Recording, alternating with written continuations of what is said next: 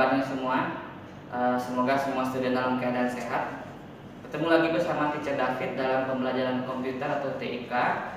Baiklah, dalam kesempatan kali ini kita akan membahas salah satu contoh hardware komputer, yaitu keyboard. Nah, sebelum teacher masuk ke dalam keyboard, pertama teacher akan ulang lagi atau bahas lagi apa itu yang dimaksud dengan hardware. Hardware adalah perangkat keras komputer yang dapat dipegang atau dapat kita sentuh atau dapat kita raba. Salah satu contohnya seperti yang teacher sebutkan tadi adalah keyboard. Semua student teacher pasti sudah paham apa itu kegunaan atau fungsi dari keyboard. Betul sekali, keyboard digunakan untuk mengetik perintah.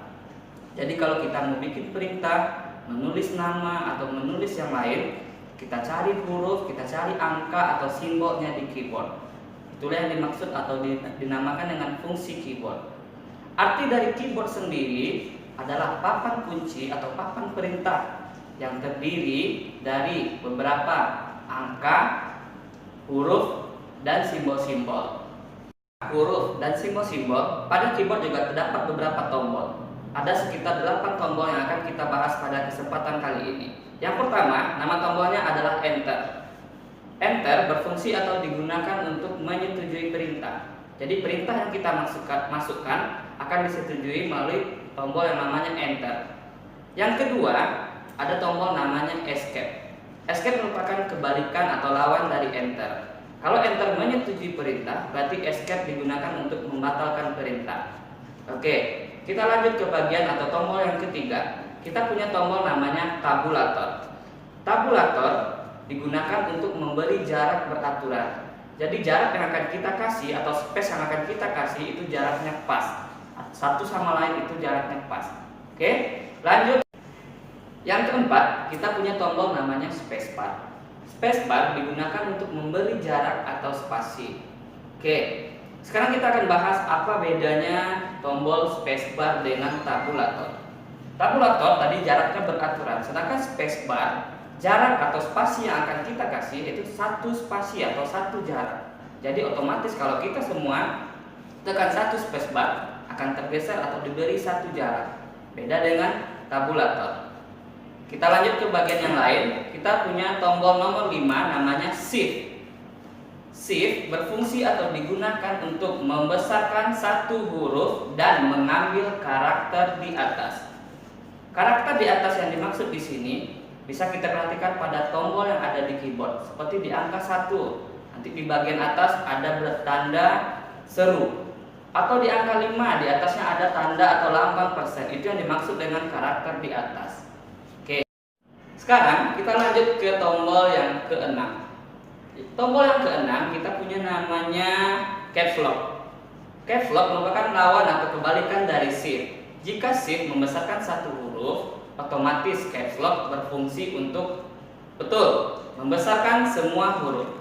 Jadi jika kita menggunakan Caps Lock, otomatis huruf yang kita ketik nanti akan muncul semuanya menjadi huruf besar. Semua paham bedanya? Bagus. Kita lanjut ke nomor selanjutnya. Di angka 7 kita punya tombol di keyboard namanya Backspace. Backspace di keyboard dilambangkan dengan tanda panah ke bagian kiri. Fungsinya atau kegunaannya, backspace berfungsi untuk menghapus satu huruf di sebelah kiri. Makanya backspace dilambangkan dengan tanda panah bagian kiri atau arrow left. Oke, kita masuk ke bagian atau angka terakhir, nomor 8. Kita punya tombol namanya delete. Semua student teacher pasti sudah paham, dalam bahasa Inggris delete berarti artinya menghapus. Nah, otomatis tombol delete di keyboard berfungsi untuk menghapus gambar atau tulisan. Jika kita salah memasukkan gambar atau jika kita ingin menghapus tulisan, kita bisa menggunakan tombol namanya delete. Good.